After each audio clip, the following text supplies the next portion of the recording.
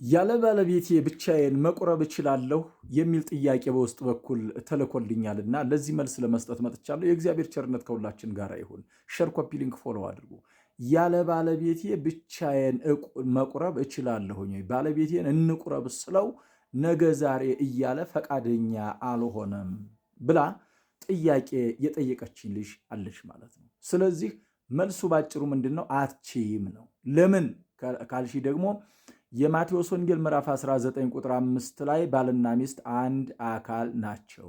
የዮሐንስ ወንጌል ምዕራፍ 4 ከቁጥር 7 ጀምረን ስንመለከት ደግሞ ውሃ አጠጣኝ ላለችው ሴት ጌታችን ባልሽን ጥሪ ነው ያላት።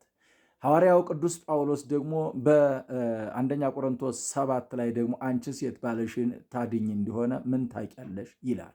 ስለዚህ ሴቶች መቁረብ የሚችሉት ባሎቻቸውን ይዘው ነው። እምቢ ካሉስ ከተባለም ከእግዚአብሔር ጋር ሊሆን የማይችል ባል ሊሆን ስለማይችል መፍታት ይቻላል። ይሄ የሚሆነው ግን 3 ደረጃዎችን ተጉዞ ነው። አንደኛ ነፍስ አባትየው፣ ሁለተኛ ነፍስ አባትየው ከሌሎች ሽማግሌዎች ጋር ሆኖ በመማለድ በመምከር በማስተማር፣ በሶስተኛ ደረጃ በቤተ ክርስቲያን አደባባይ ላይ ለቅዱስ ቁርባን ዝግጁና ምቹ ስላልሆነ ይህንን ሰው ምን ላድርገው ብላ እምቢ ካለ ተወግዞ ይለይ፣ እንደ አሕዛብና እንደ አረመኔ ይሁን ነው የማቴዎስ ወንጌል ምዕራፍ 18።